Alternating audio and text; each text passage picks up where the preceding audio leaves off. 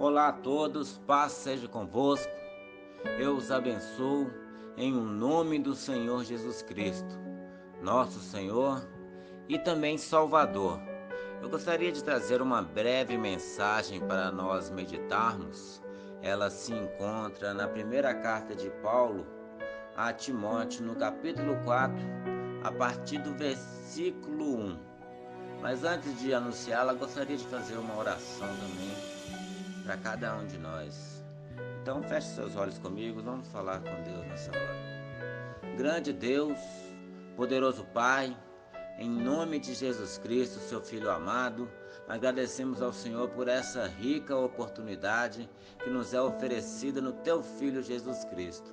Assim pedimos ao Senhor que revele em nossos corações a Tua palavra, para que possamos compreendê-la e meditando na mesma possamos ser, em nome de Jesus Cristo, edificados na santa doutrina, na sã palavra, nessa palavra fiel que é digna de toda aceitação.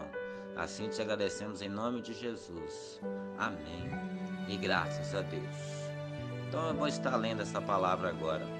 Em nome de Jesus, eu selecionei alguns versículos deste capítulo para podermos ilustrar a nossa fala.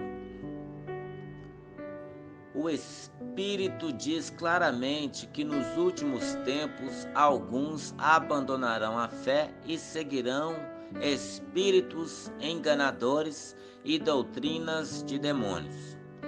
Tais ensinamentos vêm de homens hipócritas e mentirosos que têm a própria consciência cauterizada.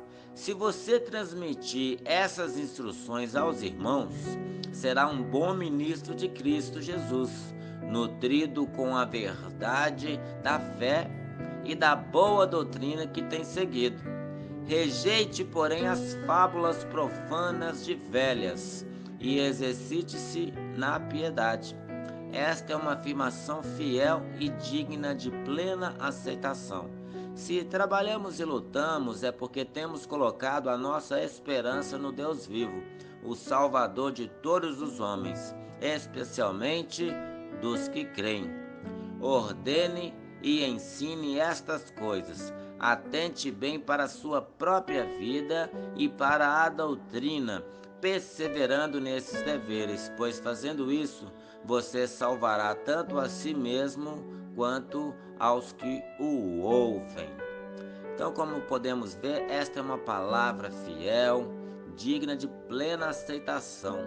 E o apóstolo Paulo, escrevendo a Timóteo nesta primeira carta, o apóstolo Paulo dá orientações a Timóteo acerca sobre o que ele deveria lutar, o que ele deveria perseverar em ensinar, e assim que nele não se achave nenhuma falta, para que todos aqueles que o ouvissem fossem também edificados e não achassem nada do que condenar a Timóteo. Assim ele teria toda a autoridade para ministrar a palavra de Deus. E aqui já no primeiro versículo, o apóstolo Paulo já está orientando aí no capítulo 4. O Espírito diz claramente que nos últimos tempos alguns abandonarão a fé e seguirão a espíritos enganadores e doutrinas de demônios. Muitos se dizem que o fato de alguns apostatar da fé ou abandonar a fé quer dizer que essa pessoa um dia foi inserida no corpo de Cristo. O que de parte eu não creio, porque uma vez que você é inserido como corpo de Cristo, Cristo não vai perder nenhuma parte do seu corpo, nenhum membro que compõe as células do seu corpo, podemos dizer assim. Então, o apóstolo Paulo estava orientando que alguns que se intrometessem no meio dessa fé, alguns que entrassem sorrateiramente no meio do povo de Deus, é como o nosso corpo quando é infectado por um vírus e nós adoecemos e temos que ser medicados e assim podemos receber novamente o pleno vigor, a plena saúde. Mas essas pessoas que estariam no meio do corpo de Cristo não fariam parte do corpo de Cristo, mas seria uma espécie de joio no meio do trigo. é eles que se entremeteriam no meio da fé e estariam se introduzindo para desvirtuar, para pregoar mentiras, enganos, doutrinas de demônios. O Espírito Santo de Deus, o Espírito que a todas as coisas revela, a todas as coisas o Espírito perscruta, até mesmo as profundezas de Deus, estava revelando aí nesse momento ao apóstolo Paulo que nos últimos tempos, nos últimos dias, os dias que antecederiam ou precederiam o retorno do nosso Senhor Jesus Cristo, que precederia a volta de Jesus, o Espírito estava ali revelando, falando com toda a veracidade veemente, que muitos que estavam ali dariam o quê? Ouvidos a espírito enganadores e seguiriam o que? Doutrinas de demônios. Não é fato que isso acontece em nosso meio? Muitos que se dizem pastores, mestres, doutores, evangelistas, alguns se autodenominam apóstolos, reverendos, bispos, fazem parte do corpo episcopal da igreja, mas quando de verdade, na sua essência, são servos do diabo, são enganadores do povo. Mas o que eu gostaria de esclarecer ou deixar em evidência é que os servos, os eleitos, os escolhidos de Deus, de modo algum seriam enganados. Os que são enganados são aqueles que enganam também, que seriam enganados e enganariam também. Então a palavra está dizendo aí que esses últimos que abandonariam a fé é porque na verdade não abraçaram a causa de Cristo. E se abandonam a fé, não abraçam a causa de Cristo, é porque não fazem parte do corpo de Cristo. E eles seguirão espíritos enganadores. Então, se eles não fazem parte do corpo de Cristo, é fato que eles fazem parte do corpo do diabo. É pesado, eu sei, mas é a verdade. Eles seguiriam o que? Espíritos enganadores. Como pode alguém que está no meio do corpo de Cristo, no meio da igreja, a noiva do Cordeiro, dar ouvido a espíritos enganadores? Onde o próprio Senhor Jesus Cristo diz que as minhas ovelhas ouvem a minha voz e me seguem. De modo algum ouvirá a estranhos. As minhas ovelhas conhecem a minha voz e elas me seguem. Ali haverá um rebanho e um pastor. Então, o Cristo, o Filho do Deus vivo, ele é o pastor das ovelhas. Agora, o diabo, o enganador, ele é um falso pastor, mas não das ovelhas, mas dos bodes. Porque no último dia, o Cristo, o Filho do Deus vivo, separará as ovelhas dos bodes. As ovelhas entrarão para o descanso nos pastos verdejantes e os bodes serão lançados no fogo. Ali haverá choro e ranger de dentes. E tais ensinamentos, aí no versículo 2, tais ensinamentos vêm de homens hipócritas, mentirosos, que têm a consciência cauterizada. O que quer dizer isso? Esses homens que se dizem servo de Deus, se parecem com servo de Deus, falam como servo de Deus, vestem-se como servo de Deus, mas na verdade são 2 vezes mais dignas do inferno do que aqueles que os ouvem, que os seguem, que os amam, que os adoram e que desejam ouvir coisas agradáveis das bocas profanas dele. Tais ensinamentos vêm de homens hipócritas mentirosos. São aqueles que dizem que Jesus Cristo veio no mundo, morreu e ressuscitou para que essa pessoa tenha uma casa própria, para que essa pessoa tenha um carrão do ano, para que essa pessoa seja livre das dívidas, das finanças, das doenças e coisas do tipo. Eu creio que Deus opera todas essas coisas, mas isso não é evangelho. Evangelho é uma boa notícia. E que notícia boa é esta? É de que o próprio Deus estava com seu arco e flecha, espadas afiados, a flecha já estava com chamas acesas nas suas pontas, pronta para Deus nos atacar, pronto para a espada de Deus cortar a nossa cabeça, e o próprio Deus vindo contra nós, porque nós quebramos todos os seus mandamentos, e Deus estava vindo atrás de nós para fazer justiça. Aí o próprio Cristo entrou na frente e recebeu as flechadas de Deus, os golpes de espada de Deus, e morreu em nosso lugar, recebeu a punição, a nossa condenação, para que através de Cristo nós fôssemos feitos justiça de Deus. Essa é a boa nova, de que nós estava correndo a passos largos, rumo à perdição, rumo à condenação eterna, e o próprio Deus é aquele que veio e nos salvou, nos arrebatou do inferno onde estávamos caminhando e nos transportou para o reino de luz, o reino do Filho do seu amor, o reino de Jesus Cristo. Agora esses homens seguem o diabo, eles amam o diabo, por isso eles ensinam aquilo que o diabo ofereceu para Jesus na tentação do deserto. O próprio diabo falou com Cristo que se Cristo prostrasse e o adorasse, ele, o diabo, daria toda a glória dos reinos do mundo, daria todas as riquezas do reino do mundo. E não é isso que esses falsos mestres estão oferecendo hoje? Vinde e você vai ser rico, você vai ser um milionário, você vai ser um multiempresário e por aí vai.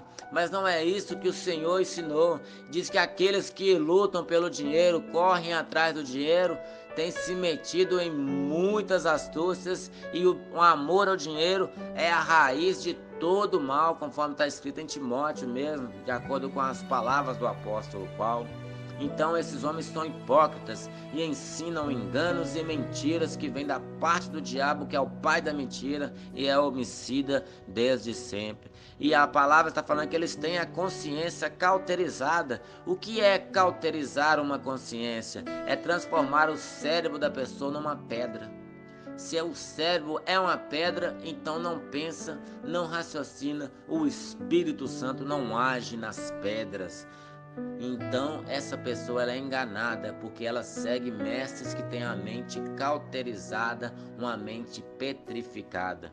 Agora os verdadeiros pregadores, ensinadores, mestres que são tementes a Deus, o versículo 6 está dizendo aí: se você transmitir essas instruções aos irmãos, será um bom ministro de Cristo Jesus, nutridos com a verdade da fé e da boa doutrina que tem seguido. Então os servos de Deus têm compromisso com a verdade, eles ensinam todo o conselho de Deus, toda a verdade das Sagradas Escrituras. O prazer dele está na lei do Senhor, e na lei do Senhor ele medita de dia e de noite. Então não tem como uma pessoa que medita na lei do Senhor de dia e de noite ensinar a mentira, porque a palavra de Deus é a verdade, é uma verdade fiel, digna de toda aceitação. E é essa a missão dos verdadeiros ministros do Senhor, ensinar toda a verdade, para que abram o entendimento das pessoas e possam se arrepender dos seus pecados e se converterem e encontrar Deus em tempo de bonança, porque essa é a promessa do Senhor. Eles são esses ministros que ensinam a verdade. Mas por que eles ensinam a verdade? Porque eles estão nutridos com a verdade. O alimento que eles absorvem é a palavra viva, é a palavra verdadeira, é a palavra fiel que vem do alto e não daqui da terra. É a boa doutrina que eles mesmos seguem e assim ensinam. Eles não eram como os hipócritas, os fariseus, que atavam fardos pesados e colocavam sobre as costas dos homens, e nem sequer com um dedo eles queriam removê-los, pois eles, depois de fazer uma pregação, um discurso, um sermão, tornavam os seus ouvintes dignos 2 vezes mais do inferno do que eles mesmos.